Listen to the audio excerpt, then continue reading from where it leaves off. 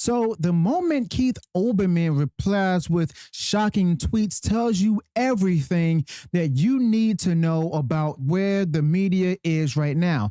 And his shocking tweet about Scott Jennings is proof that he's gone completely off the rails. And right when he got caught up for it, he apologizes. That's been updated today. Okay, so Keith Olbermann showed his true colors when he completely went off the rails and aimed a horrific tweet at Scott Jennings and stuff. And it was a disgusting display that pulled the mask off who Keith Olbermann really is. Okay, so yes, the response has been nothing short of an insane backlash, okay? Because even people who usually defend him saw how heinous the comment was. Now, Keith Olbermann crossed a line and the world saw it, and they saw it happen in real time, okay? So basically, when you have someone like Keith Olbermann on air claiming that they're spitting facts, but then they veer into threats and stuff and insults,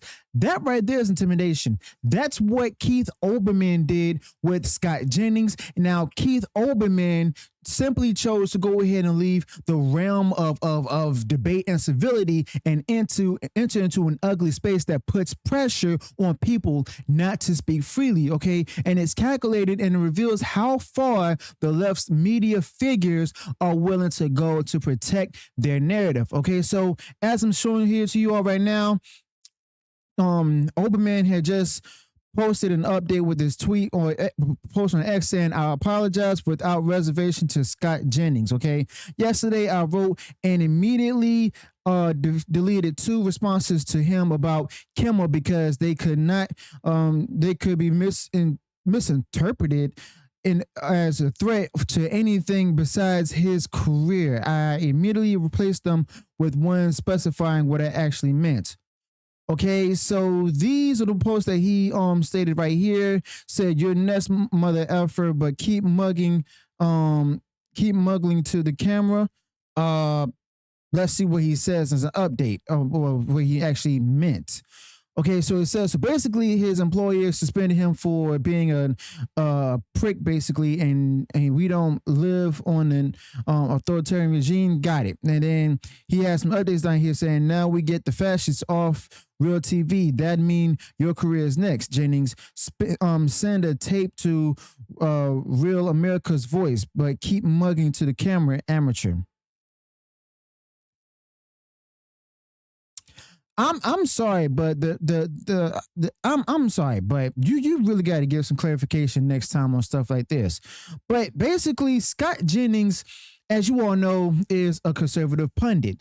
He operates in public media, okay? So he takes criticism, but no public figure should have to accept threats. You see, Keith Olbermann, as you all know, must face consequences for stepping outside the bounds of debate and moving into intimidation. No matter what you think politically, there is a line, okay? And he definitely did cross it. But after the recent events surrounding, the assassination of Charlie Kirk and everything, anybody that's saying you're next and stuff about you really need to go ahead and put clarification, because it's going to tie back to like having a threat to take them out next and stuff, okay? And honestly, it's not about left versus right. When you pull someone into a public square and try to frighten them, okay? It's about civility and respect for the exchange of ideas. Keith Olbermann's apparent threats undermine any credibility he once had, okay? So yeah, he might think he's the smartest guy in the room, but when your strategy is to scare people instead of out argue them, you've already, admitted that you've got nothing. Okay, so yeah, there's also a difference between strong opinion and coercion. Now, if your rhetoric starts sounding like you'd better watch your back, I mean, let's be real. That's not a strong opinion right there.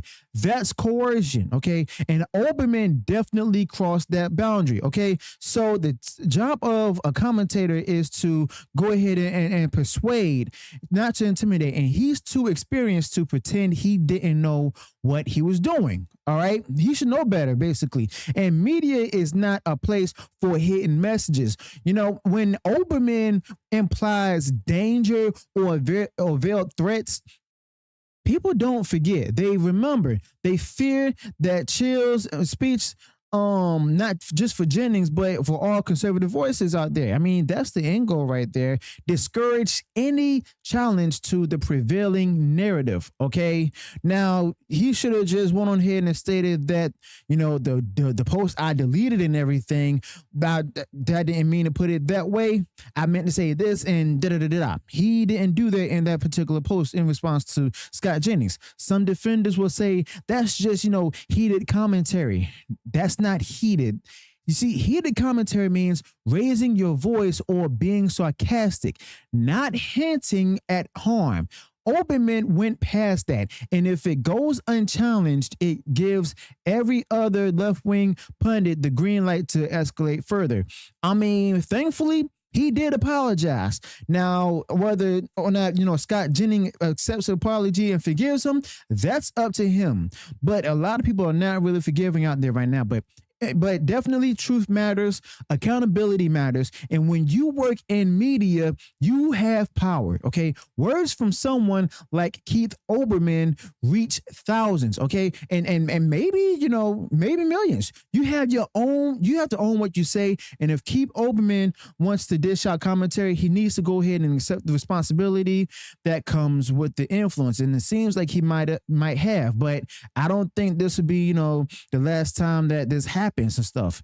But I can't predict the future at all. But no one's above being called out. No one. Okay. So that includes Keith Olbermann. Okay. If you threaten someone, even by implication, when you're powerful and people listen, that's abuse of influence. You see, Scott Jennings was the target this time, but the chilling effect actually spreads far beyond him. Okay. So yeah, Scott Jennings saw it. The rest of us saw it, and it stands out.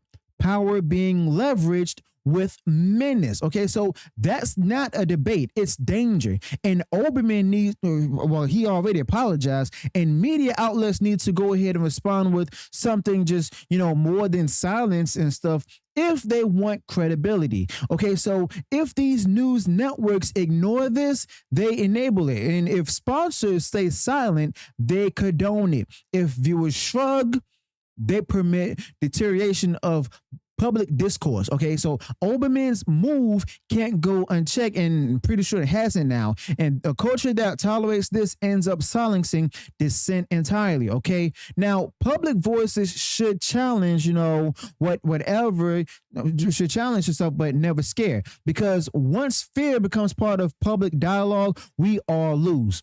Fear muzzles truth.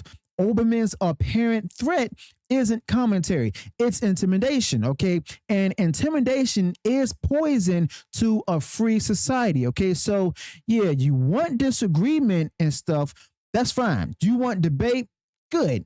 But threats, that's wrong. Now, Olbermann turned commentary into a warning at this point, and that's corrosive, and it proves, simply put, that he knows his arguments can't stand on their own without trying to silence the very people personally. Okay, so yeah, people on the right have been saying these things for years, and that media elites play by, you know, different rules. If the situation were reversed and stuff, and someone from the right and Jennings said something, you know, even remotely threatening to Keith Olbermann, CNN would just run that clip on a loop and demand his career be over. The hypocrisy at this point is definitely blatant. But yeah, media integrity is indeed on the line. The standards that keep discussion open, those standards actually demand condemnation when crossed. You see, Keith Olbermann should be held to those standards, okay? And I'm pretty sure he already is. Now, anything less exposes the system as rigged. And when you broadcast the public in the public square, people actually trust you for honesty. They expect responsibility. Now, Keith Olbermann betrays that trust when rhetoric shifts into menace, okay? And that betrayal needs recognition. And without it, I mean, intimidation will just simply become the new baseline for commentary, okay? But other than that, we all deserve a media where, you know, disagreement happens, where arguments land without veering into threats. Now, Scott Jennings deserves that. We deserve that, and even Keith Olbermann must face, you know, the mirrors. So yeah, integrity, not intimidation. That's the standard right there, and it's long overdue for enforcement. So let me know your thoughts about this in the comments below. Be sure to smash the like button, share the video far wide across social media. Subscribe to the channel and turn on the bell for future uploads, notifications, and I'll see you on the next one. Until then, peace.